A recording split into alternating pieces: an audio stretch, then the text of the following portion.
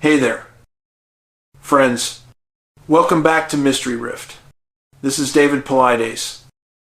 And today, we're stepping deep into the shadowlands of the unexplained. The cases that defy any simple logic. These are the stories the authorities rarely want to talk about. The mysteries that the wilderness holds tight. The one question that echoes through our great North American forests is always the same. Where did they go? I'm talking, of course, about missing 411. I first started this research because of a park ranger. A man with years of experience, a gut full of unease, and a whisper of a secret that haunted him.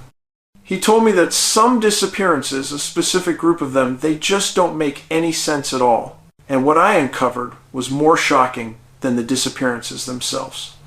The U.S.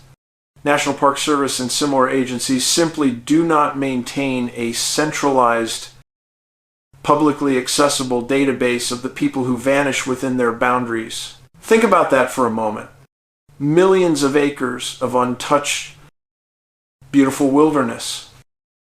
Countless millions of visitors every year. And no single unified record of the lost. That institutional silence, that lack of accountability, that is where the missing 411 investigation truly began. We are not talking about simple cases of getting lost due to inexperience or poor map reading. We are focusing on specific, recurring criteria that create highly concentrated clusters of the missing. A pattern so clear you can't unsee it once you know where to look. The first chilling criteria is the complete no-trace phenomenon. Individuals simply vanish, often in the blink of an eye. Sometimes from right next to their friends or family members. Search and rescue dogs, the best in the world, often lose the scent almost immediately, as if the person was lifted straight up into the air. Another strange factor is the weather factor.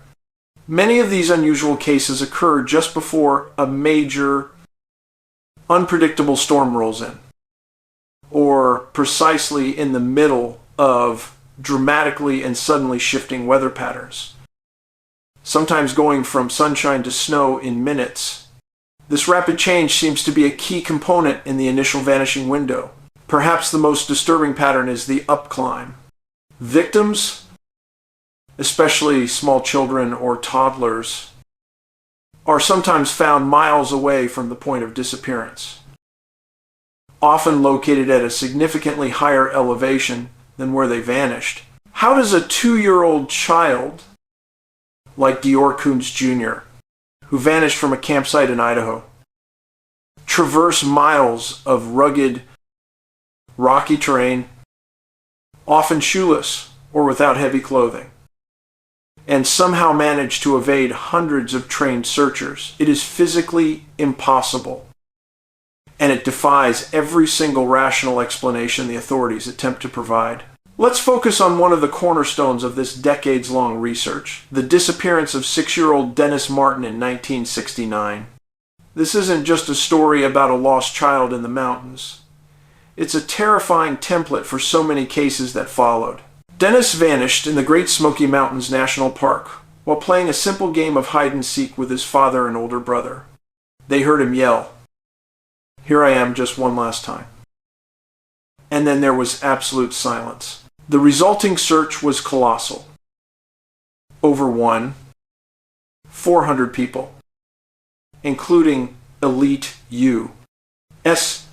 Army Green Berets, scoured that remote area for months, believing they would find him quickly. Yet, the wilderness held him tight. The only clue, the one piece of physical evidence that truly chills you to the bone, was a pair of partial footprints. One print was clearly a child's shoe, but the other was a clear impression of a bare, uninjured human foot, as if he'd lost a shoe, or had it deliberately pulled off and why? In a thick forested, high-traffic search area, would a highly concentrated official search effort yield absolutely nothing, only for a hiker to later claim a discovery? It was a full 8 months later that the potential remains were allegedly found, miles away from the initial search perimeter and in an entirely unexpected location. These are the facts. The initial circumstances of the vanishing are literally impossible under known laws of physics, and the final discovery is completely illogical given the search effort. It challenges our core understanding of how a person behaves and moves through the wilderness. Hold on a second. There you are. Hawk. Yeah. She doesn't like it when I talk about the lost. Do you? Girl. She's a good girl. Friends. Just wanted to check in with her dad.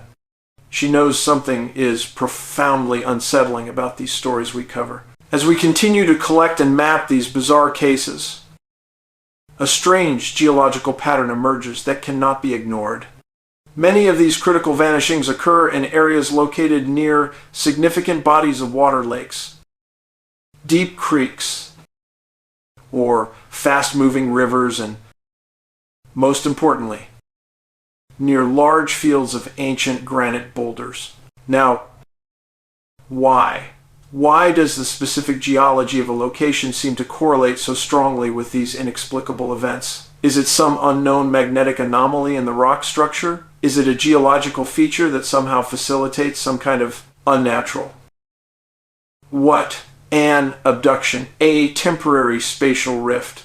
We do not have the definite answers, but the pattern is absolutely undeniable across multiple states and provinces. The takeaway here is that this is not about simple bear attacks or cases of hypothermia or bad judgment. This is about the total removal of evidence, the immediate sanitization of a scene, often in circumstances where an ordinary person simply cannot disappear without creating some kind of traceable disturbance. Friends, we started this whole segment by asking a powerful socio-political question. Do we truly have liberty and justice for all in this society? When we look at the missing 411 cases, the question becomes even more acute. Do the lost victims and their heartbroken families ever get true justice? The lack of centralized record-keeping by the National Park Service, the consistent dismissal of family testimonies who know their loved ones best, the official insistence on conventional explanations even when the facts clearly point to the bizarre that is a different, deeper kind of injustice. It's the institutional failure to simply acknowledge that some things defy the simple explanation, that our massive wilderness holds terrifying secrets we haven't identified, and that the missing deserve a full, honest investigation, not just a closed file stamped lost in the woods because it was the easiest option.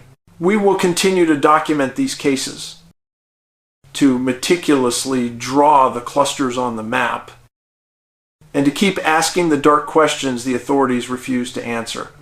Because until we finally understand why they vanished in the first place, we cannot stop it from happening again. Keep searching, keep thinking, and keep that deep feeling of unease in the back of your mind. Something is actively taking our people,